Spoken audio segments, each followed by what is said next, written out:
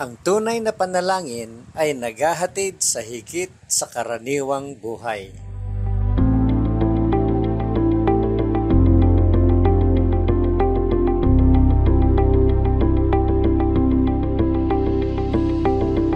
Kamusta po kayo? Pastor Arnold po. Nais ng Diyos na mabuhay ka ng ganap. Hindi niya nais na mabuhay ka ng pangkaraniwan lamang, walang pangarap at layunin. Gaya na narinig natin nung nakaraang linggo, nais ng Diyos na magkaroon ka ng dakilang ambisyon or great ambition at lumalagong pananampalataya. Nais din niyang magkaroon ka ng tunay na buhay panalangin or genuine prayer life. Si Jabez ay may tunay na buhay panalangin. At ito ang lihim ng katuparan ng kanyang mga pangarap. Nanalangin siya, "Oh, that you would bless me and enlarge my territory. Let your hand be with me and keep me from harm so that I will be free from pain." And God granted his request. 1 Chronicles 4 verse 10 ng New International Version. Gusto ko yung huling bahagi ng prayer na yon. And God granted his request. Tinugon ng Diyos ang kanyang panalangin. Alam mo ba na hindi mo kayang higitan ang Diyos sa paghingi o sa pag-imagine? Sinasabi sa Bible, God is able to do immeasurably more than all we ask or imagine, according to His power that is worked within us. Ephesians 3:20 naman yan ng New International Version.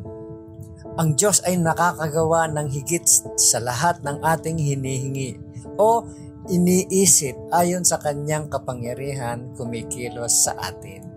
Sige lang, palawakin ng iyong imagination sa pinakamalaking bagay na maaring mangyari at alalahanin na kayang lampasan ng Diyos iyon. Alam ito ni Jabez tungkol sa Diyos, kaya't nanalangin siya ng 3 bagay. Una, Jabez prayed for God's power in his life. "Oh, that you would bless me," yun ang prayer niya. Nanalangin si Jabez para sa kapangyarihan ng Diyos sa kanyang buhay. Maaring sabihin mo, hindi ko dapat hingin sa Diyos na pagpalain ako. Yun ay pagiging makasarili. Ngunit ayon sa Diyos, ang paghingi ng pagpapala ay lubos na katanggap-tanggap. Hindi siya parang pulis sa langit na naghihintay na magkamali ka para hulihin ka. Nais niyang pagpalain ang iyong buhay. Pangalawa, Jabez prayed for God's presence in his life. Ang prayer niya, "Let your hand be with me." Nanalangin siya para sa presensya ng Diyos sa kanyang buhay. Humiling siya ng presensya ng Diyos.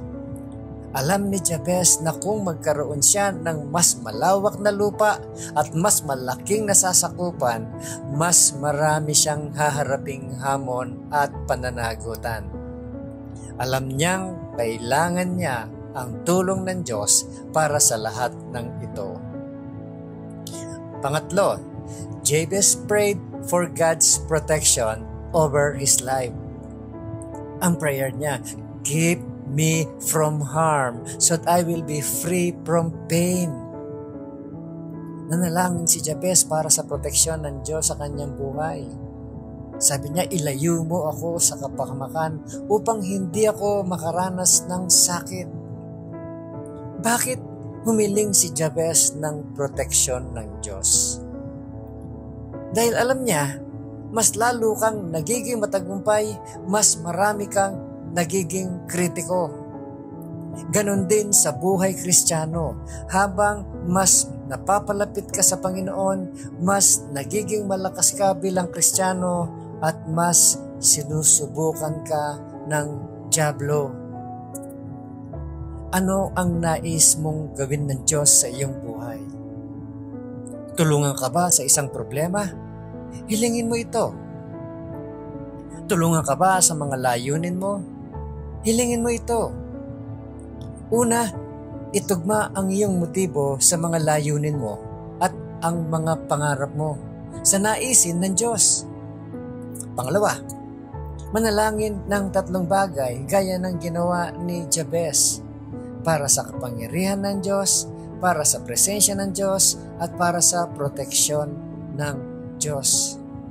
At pagkatapos, tignan kung paano sagutin ng Diyos ang iyong mga panalangin. Think about this, my friend. Do you sometimes feel like you shouldn't ask God to bless you? Why do you feel that way? Minsan ba nararamdaman mong hindi mo dapat hingin sa Diyos na pagpalain ka? Bakit mo ito nararamdaman? Pag-isipan mo yun, kaibigan. Pangalawa, how often do you stop and pray for God's presence in your life? Why is His presence so important? Gaano kadalas kang huminto at manalangin para sa presensya ng Diyos? Bakit mahalaga ang kanyang presensya? At pangatlo, think about this. In what ways have you noticed that the closer you get to God, the more Satan tries to hassle you? Sa anong mga paraan mo napapansin na habang mas napapalapit ka sa Diyos, mas sinusubukan kang guluhin ni Satanas?